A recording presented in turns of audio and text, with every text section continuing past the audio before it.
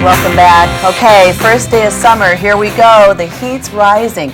So, you know, do you ever wonder when you're getting your air conditioning checked by a technician, do they really know what they're doing? And what kind of service are you getting? Well, that's why we have Steve Day here this morning. He's the owner of Day Advanced Air, and he has a very interesting comparison for us. How you doing? Good. Good morning, Lisa. It's a pleasure to be here today. Thank you for having me. Oh my gosh, no, thanks for coming on the show and welcome back. Thank you very much. I love your comparison because, you know, it really makes you think when you have a technician coming over to check on your air conditioning, are they doing everything that they should be doing? And you compare it to like a doctor's visit. That's Explain correct. that to me. Thank you, Lisa.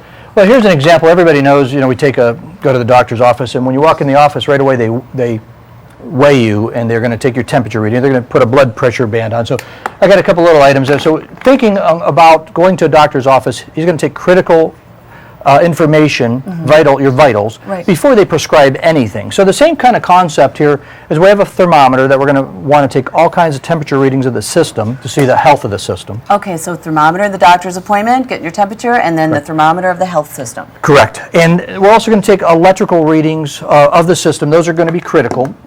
But what would you compare that to at the doctor's appointment? Your blood pressure? Actually, the blood pressure would be more like the gauges here. So if we can talk about the gauges for a second. This would be an old gauge. Look at that thing. Here, yes, hold you that can see up. this is an old dial. There we go. The gauges themselves, they're not as accurate, and you have to also know your temperature charts. You have to do a lot of math and calculations to be able to know where you're at with the system. Okay. What's out there today is this is advanced technology, and look at that. This particular tool here, this would really compare to the high blood pressure machine. This is a high and low pressure. There's subcool and superheat, which is another number that's very important for customers to know. We all know about SEER rating, but we don't know enough about subcool and superheat. There's two numbers tells us if this system's in good health. And they're vitally important, and it's information that every single technician should take. And we have to clamp on, take a few extra readings, and do a bunch of extra technology. Part of it is we have to take electrical readings. Okay. And let me hold that up again. Those are electrical readings. We're going to take temperature. We're going to plug all this into this computer, and this computer is going to give us what's called subcooled superheat. And that would be equivalent to saying what's your high blood pressure and your low blood pressure number. We know when those numbers are off, something's wrong. Okay, so if I'm at the doctor's office and my blood pressure, I'm hoping that I'm 120/80, and if I'm standing there next to the technician and those numbers are popping up, what would be the numbers to look for that I know that my unit is working correctly or we need some work on it? Very good question. And to answer that, there's a little button here that says refrigerant on it. I don't know if you can zoom in on that. This says refrigerant. So just by clicking on this, it'll actually tell me what type of refrigerant.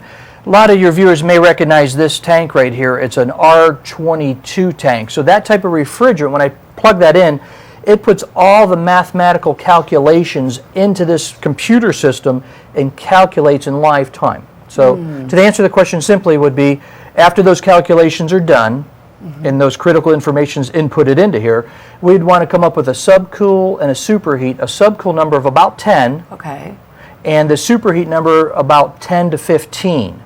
And those vary depending on conditions, outside, humidity, those types of factors. All that's programmed into here. But once those numbers are in line, then we know that we have a healthy system that's meeting manufacturer specifications. And so the unit is running correctly. Then you're getting your SEER rating. So if you're paying for a 16 SEER system, you bought and purchased and installed it, if those numbers are not where they're supposed to be, you're not getting the SEER rating that you should be getting. Something's off. It's dropped. And so now, see, because I'm going back to the doctor's appointment analogy, and then you're explaining this from an air conditioning standpoint, which I love. At the end of the checkup, say with the technician or at the doctor's office, a lot of times you'll get a recap. You know, copy, here are some notes from our appointment today. And you were saying too that the technician should leave almost like a checklist of this is what's working correctly and this is what maybe you can improve on for your unit. Absolutely. You know, the doctor would keep a chart too. Just like a doctor's chart, they'd write down all your vitals and all your critical information. We'd want to do the same thing. So every single time we come out, we want to have on file for your system, down to that serial number, that specific unit, exactly what we found on that given day. Okay, and then we want you to have a file for your records. So after we've been out for a couple of years, you can look back over time and see that we're maintaining those two numbers I mentioned. The subcool superheat numbers are right in line every single year. If we could keep those perfect right into manufacturer specifications, you're going to have the most efficient, reliable systems possible. Okay. So it takes a little bit more effort to do And that. better to find out now versus when we get up to 122 and all of a sudden the air just goes out and Absolutely. you don't know what This happened. is stuff, that's a good point. This is stuff that can be done way in advance. You don't have to wait till June or July and have a breakdown to do this. That if we know what we have in advance on our if we take all this critical readings in, it's like a doctor.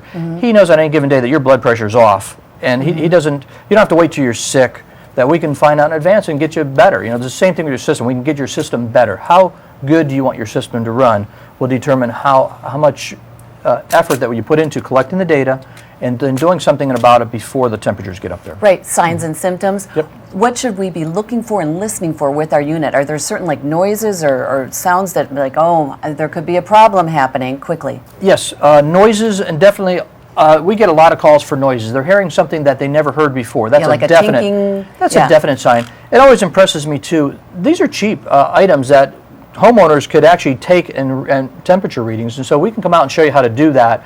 Take a little temperature reading of your system. It's just two numbers. It's like taking your temperature. We all know that 98.5 is what our body should be. So what should our air conditioner be? These are things to help. Oh my gosh, Steve, thanks so much for joining us today. And terrific comparison. Thank you, because Lisa, it's for- all relative and it makes complete sense. We appreciate it. And thanks for helping us stay cool this summer. Thank you, Lisa. Stay cool. Thank you. We'll be right back.